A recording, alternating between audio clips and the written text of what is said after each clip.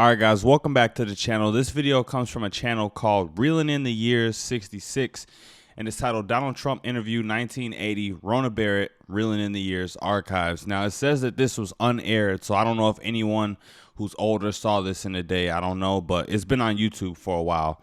But yeah, we about to get into this video. Don't forget to like, comment, share, and subscribe while we watching. Now let's get into it, you guys.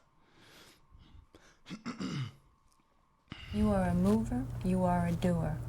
If you could make America perfect, how would you do it?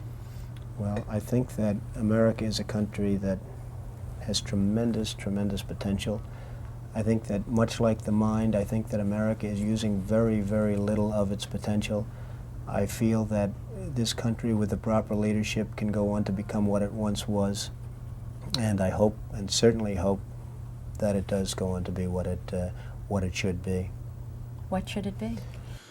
Now this is in 1980, and he's saying one day America can be what it once was. So, sorry guys, I don't know my history the best, but whoever was president at this time, Donald Trump did not like the direction he did not like the direction the country was headed in. Well, it should really be a country that gets the respect of other countries. Is respect the most important thing in your opinion? Well, respect can lead to other things. When you get the respect of the other countries, then the other countries tend to do a little bit as you do, and you can create the right attitudes. The Iranian situation is a case in point. That they hold our hostages is just absolutely and totally ridiculous.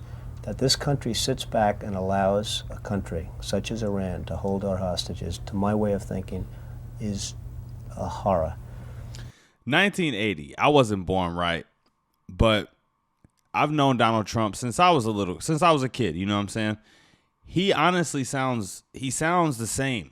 He sounds like the exact same person. I don't sound like I'm listening to someone too different from the person who I, saw running in 2016 and 2020.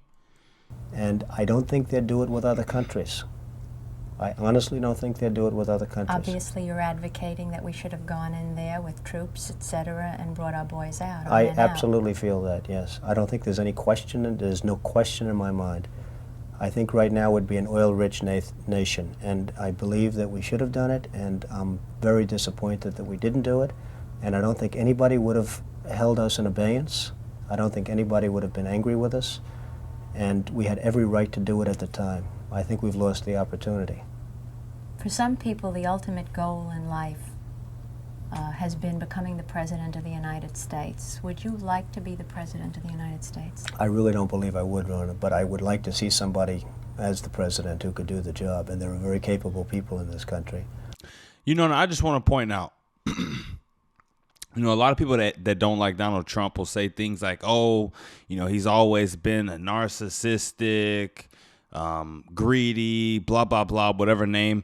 But when asked right here, he said he didn't even want to be the president.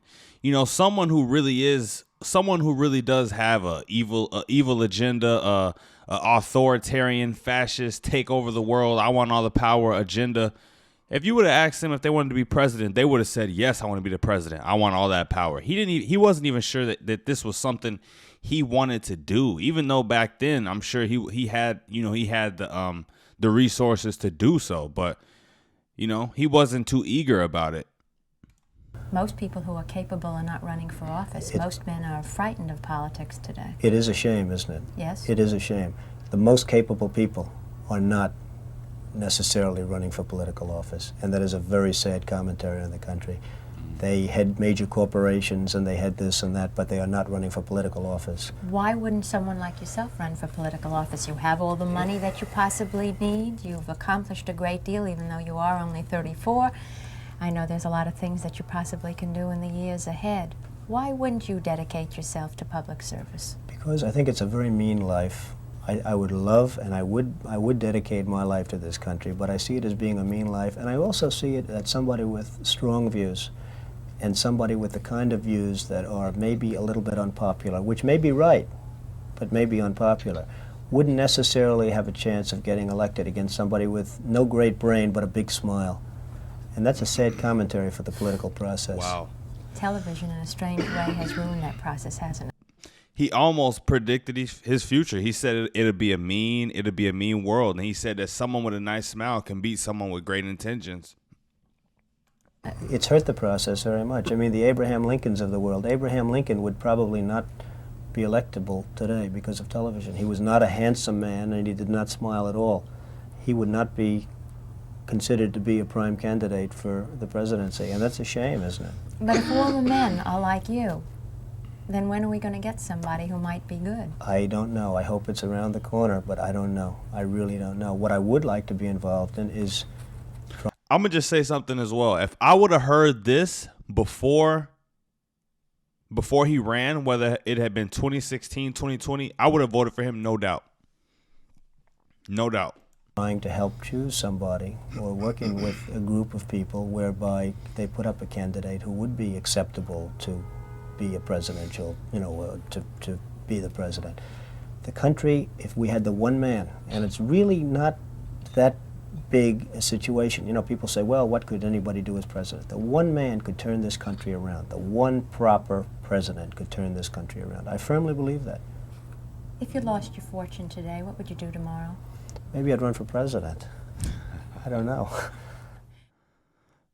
All right, guys, that was nice. That was nice. It's good. It's good to hear his ideas on the country back in 1980 and just compare them to what they are, to what they were when he was running and what they are now. Just like back then, it seems like he had in his mind the recipe to make the country work, and it's awesome that we get to hear that back then and see what it was like when he ran today, and to see that his thought process, his mindset of being a president, he got to actually implement that and affect this country in what I feel is a positive way. But if you ask whoever you may ask, some will say it was in a negative way, but that's here nor there. Yeah, but that's it for the video, you guys. Don't forget to like, comment, share, and subscribe. The Daily Wire winners have been picked. They have been selected. I'll be announcing them. I'm reaching out to people on the low, and I'll let everybody know who won. All right, but don't forget to like, comment, share, and subscribe on your way out the door. Till next time, you guys. I'm out. Peace.